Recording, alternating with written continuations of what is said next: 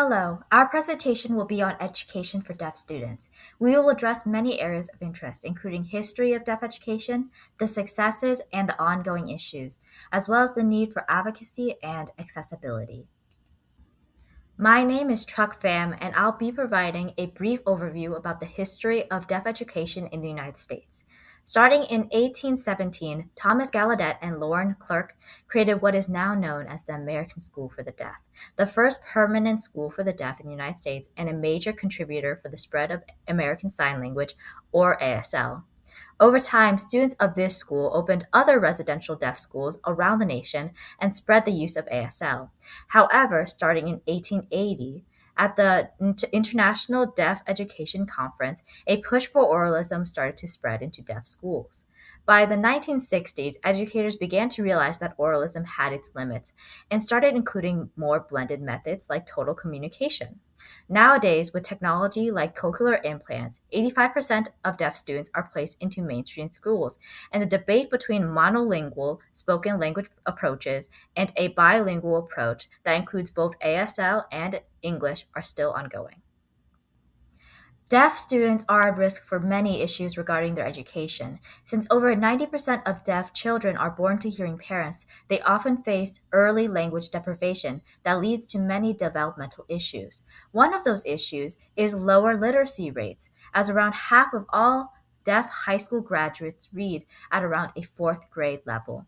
Deaf students also face significant isolation in mainstream settings. Many schools lack qualified interpreters to support deaf students, and oftentimes they are the only deaf students in their classes. This leads to fewer peer relationships and a decline in social emotional well being. Lastly, deaf students have reported lower educational attainments compared to hearing peers. Deaf students are less likely to obtain a high school diploma, and they score 3 to 4 grade levels behind in standardized testing. These issues show a clear need for change in education for deaf students. Hello, my name is Kelly, and I'm going to be providing a brief overview of accessibility. Accessibility to education for deaf students depends mostly on these three factors: communication access, quality support services, and an inclusive environment.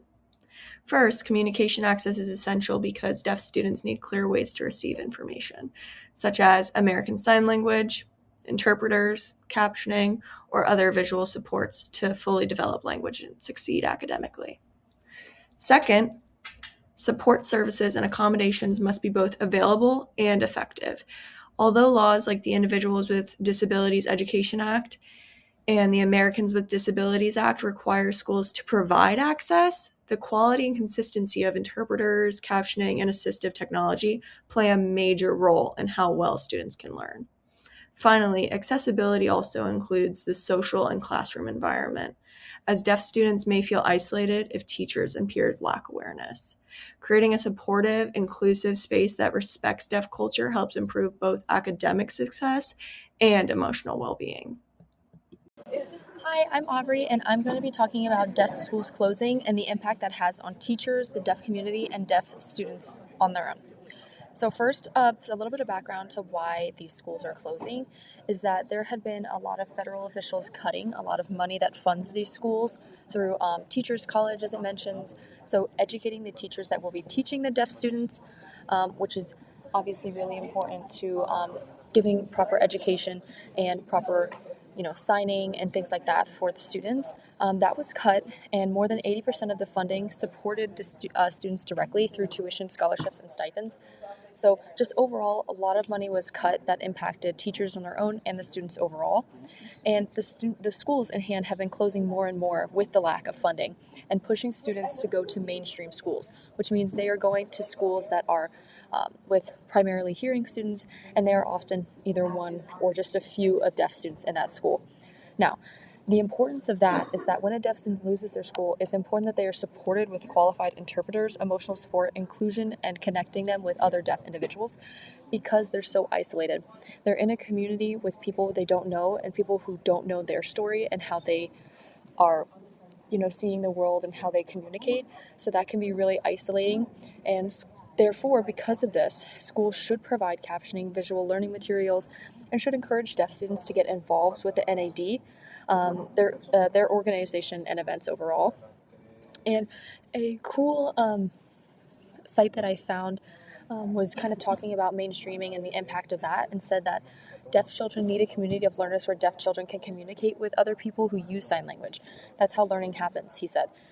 When you're in a group, you learn group dynamics, politics, all the little things that you pick up when you're growing. So it's important that deaf students are around people who are like them, and they can learn from each other and really create that deaf community that's so important in deaf culture. And to add, those impacted when the deaf schools close are mainly communities as a whole, deaf culture overall, and deaf children. So communities as a whole mean, teachers and specialists, audiologists lose their jobs, and it reduces the expertise that's in the field. So, and as schools close, communities go with them. So they have to move out of town, further away from where these deaf schools were, really leaving the remaining deaf community all alone. And that leaves the existing community without a sense of belonging or safety. Deaf culture as a whole is impacted, of course, when these schools close, because these schools are where ASL is taught, and that's where deaf students can really find their identity and create the cultural norms. And these residential schools help children create deep friendships with the broader deaf community. They learn about events and create those friendships that they have for the rest of their lives. And then deaf children specifically are impacted because without the support, deaf or hard of hearing children do not learn to communicate, which has cascading effects on brain, language, academic, social, and occupational development. So the time that they are out of schools and not learning language just pushes them further and further back in their educational career as a whole, that it really impacts them when these schools close and they have to move elsewhere. Hello, I'm Sarah, and today I'm going to be speaking about the actions that organizations and people are taking to fight against the inaccessibility within mainstream school systems for deaf students. One example of an organization doing this is Boston's Children's Hospital. As we spoke about previously in the presentation, educational policies for deaf children within mainstream schools do not equal the same level of access and accommodations for hearing students. Boston Children's Hospital set an example of how to advocate for better accommodations for deaf students. For example, some of the policies used within the hospital and pushed for within mainstream school systems include live interpreters that they believe should be matched to children for personality reasons, real-time captioning, teachers receiving aid and training on how to work with a live interpreter, as pictured in the slide, transcripts, microphone technologies, and improved seating and strategic seating assignments. Now that we are aware of gaps in educational policies for deaf students, how can we get involved? So being an ally means using both your awareness and your influence to positively impact the deaf community. You can join advocacy groups, sign ongoing petitions, spread more awareness and educate others, as well as donate to specific causes meant to help fund deaf students and changes within the classroom. So, taking action may seem overwhelming and daunting, like you don't know where to start. So, I've compiled some easy but impactful steps to take after listening to this presentation. There are so many viable and wonderful groups out there that strive for equality, but here are a few examples that I have found and linked below in this slide. So for fundraising, some examples, you can donate to Raise the Volume, a deaf student scholarship program that thrives on getting students the educational experience that they desire through scholarship. There's the American Society for Deaf Children and Deaf Incorporated, an organization built on access for community, education, and outreach for the deaf community itself. A few ongoing petitions that I found regarding educational policies for mainstream schools is keeping ASL interpreters in schools and bringing ASL interpreters into all public schools, which these correlate to some of the issues that we talked about with access gapping in the previous slides. So why improving deaf education matters.